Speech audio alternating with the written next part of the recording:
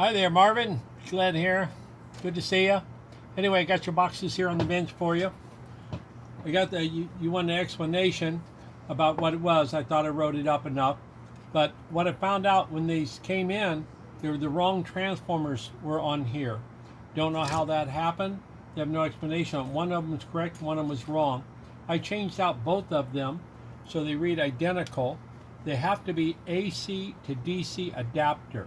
And they take anything from 120 to 240 volt, they're international, and they'll step it down to 24 volt. And that is for this little control unit here, the PTR4 controller. It's labeled clearly on it that it can take from 9 volt to 40 volt DC. DC only, labeled DC, plus and minus. So it has to be DC. That's just for the brain control here, okay?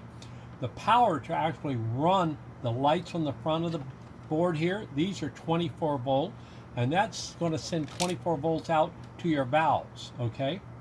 Now when we got it, one of the lights had gone out on you. Don't know why. Just went out. They have no clue. Could have been a high voltage, a voltage spike knocked it out, whatever. So we changed it out. We got a proper one in, and that matching the other ones. So you're good to go again. By the way, if these lights don't light up, if you flip them on and they don't light up, that's just an indicator that you know you put it in the right switching. The power is still going out the relay on here. In here there are relays, 4 relays. The power is still going out to the sprinkler, so the sprinkler's still going to run. If the sprinkler's not running, particularly if the light is on and the sprinkler's not running, then most likely the problem is with your 24 volt power supply, and that's the big guy. And this needs to be, I do 100 volt amp. I think yours is 750 milliamp. It's 3/4 of an amp. Mine's a little bit larger than you need, but bigger is always better in electrical. And so anyway, this is AC, and they're clearly labeled. I made them bigger labeled. I had little paper labels on them like this, and they said 24 volt AC.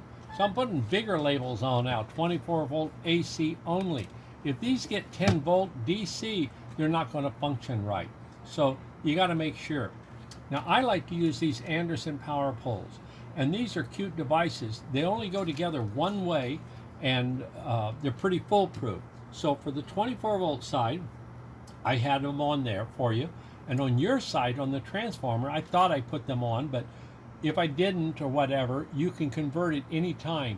These are the little metal slugs that you get here.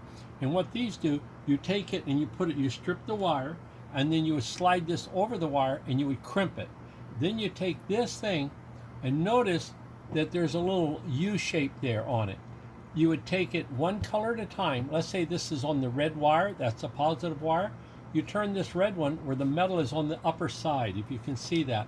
The metal is on the upper side there, and you would take this with the wire attached to it and you would push it in such that this will clip over it. So if the metal's on the top, this would push in that direction. Do you see it? With lip up. And so when it pushes in, it will snap in and not come back out. Okay, it's a one-way deal. Okay, so you do either. One will be on a red wire, another one would be on the black one. Then when you put these two things together, they go together only one way correctly, and that is with the red one in your right hand, and see the metal's on the top there? Hold the black one and put the metal clip on the top there, and the two of them slide together. There's a little thing in here, and they slide together and they lock together. And that's the only way they'll do, and they're sealed together. So that's how these are all done. So I'm going to stick 8 of these in here. You only need 4 if they're not there already. You would only need 4. I'm going to stick 8 of them. These things are about $1 a piece, but we'll send those to you. And you can use a regular crimping tool, electrical crimping tool, to crimp them onto the wire and then just shove them in. I use a little needle nose pliers or so, because the wires are so small on these little transformers. The wires are small. It doesn't take a lot of shoving. So I do this and I shove them in there like that. Or I do a little thin screwdriver on the side. I catch it and push, because you can't push on the wire very hard. But other than that, pretty straightforward. So these are clearly labeled AC 24 volt only. This is clearly labeled DC only. Okay. Now there are two electrical mechanical problems, you might say. One is a wire here came apart. The two wires here, they were just apart, and so I clipped and just put a new connector. These should be available at any automotive store. They're just what they call butt connectors. You strip the two wires, you stick them in there, you crimp them. Should be forever. You know, you shouldn't be in the box that much to be causing them to come apart and that. You can tape these up for security if you want to. I hesitated to, in case your electrician wants to test it or whatever. But this will run on operation, and I labeled it over here. It'll run on everything from 9 volt to 40 volt. It just has to be DC, okay? And I'll write that on here. 9 volt to 40 volt DC, okay? So anything in that range, that's pretty broad range. This one is the 24 volt, and that is clearly labeled. I have a yellow one on both ones now.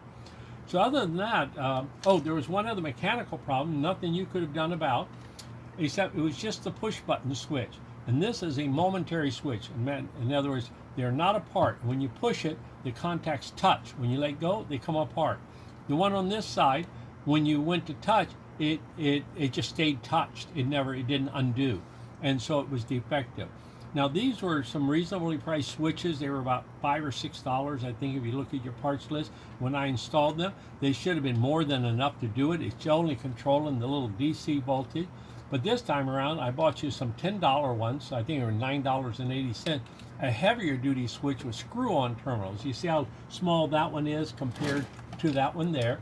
Electrically, they do the same thing. When you push it, it closes the contact. In a sense, it shorts it out. So it's momentary, and that triggers this thing to start, or you push it and it triggers it to stop. Those you could be able to get at any automotive store in Jamaica that's reasonably supplied. They're just called a momentary switch. They're rated, all the car ones are rated for 12 volts, so you're in great shape. You shouldn't have any problem at all with that. So if they ever go bad on you, I could go ahead and replace all 3 of these. I do have them in stock, but it would be like another $30 an hour of my time to change them out. There seems to be nothing wrong, and they're certainly adequate for it. But the troubleshooting is just to, you need an electrician. It's really great to have one. And these screws on the bottom, these go to your solenoids. And when the power is going out on there, the appropriate light lights up. If you watch the video I posted on YouTube for you, it tells you how to program it to hold the buttons and step through. But pretty much it's no more complicated than programming an electronic watch. You push a button and you touch it momentarily, or you hold it, 2 pauses, and you go, and it has arrows here, go left, go right, add more, or take off, or hold it and say okay. And that's pretty much it. You can set the time, the control. So they're both set. This one's set for 2 minutes, this one's set for a little bit faster, but you can set them for whatever time you want to. And you should be good to go. These things are extremely reliable for it. If you want, these things it cost me about $100 to send you one. I can throw another one of these into it, or you can go up on the internet and try to find them, the PTR4 controller, and you can buy them direct. It would probably be a good idea for you to have one on site if you have somebody that can change it. I kept everything color coded, like it's 2 purple, 2 orange, 2 pink, 2 yellow. If you were to take a picture of this and then take it out and then put it in and put it back the same way, should be no problem. Of course, always you would unplug the power when you're doing it. Over here, the bottom 2 screws are plus and minus the DC coming in, and then the ground, and the next 2 are not used, and that. And so you're using this one and that one. This is a momentary start, and that one's a momentary stop. So yellow and orange. So again, if you were to ever need to change one of these out, if you ordered up a spare, and I believe you can get these on Amazon, $60, $70. You buy it direct, and you can bring it in, and you can get one shipped there to you, whatever you want to, or to your cousin in Florida, whatever. But other than that, you're good to go. It took a bit of troubleshooting. I had to wrap my head around how these things were wired again, but I was able to watch my YouTube videos that I posted, and I printed out the manual again, and you can print out the manual. It's on the internet, the PTR4, but I also gave you a hard copy. I can also have Natalie just send you over it again and on it attached to an email. But it's pretty straightforward. always in the broken English because everything comes from Chinese, right? But this just tucks in here and that's it. Once you program it, you pretty much should not be going into these things, and they're pretty weatherproof, okay? And if you mount them, if you always have the holes come in the bottom, you should be in good shape. I don't think you have a problem with it. I replaced both the transformers here. Now they say AC DC, and they tell you that it puts out 24 volts. So you go from 9 to 40, so good strong power supply. They're identical, and you hook them up. So if you do that and you have your electrician or you just crimp this on a pair of pliers, if you don't want to do that, I can include some of these. These are little wire nuts. In fact, I'll just throw them in there. If you want to, you could cut off the wire, the little red and black. You could cut it off and just color match the wires, and you'll be fine. You can't, hard to go wrong. AC, the wires can be reversed. It doesn't really matter. Okay, so I'm going to throw a handful of these things in here also in a bag for you, and I think that'll just give you all kind of options on how to hook things up. Okay, well, best of luck to you. You get a payment to us. We'll bring these things down to the post office and send them off to Florida. I hope this helps for you.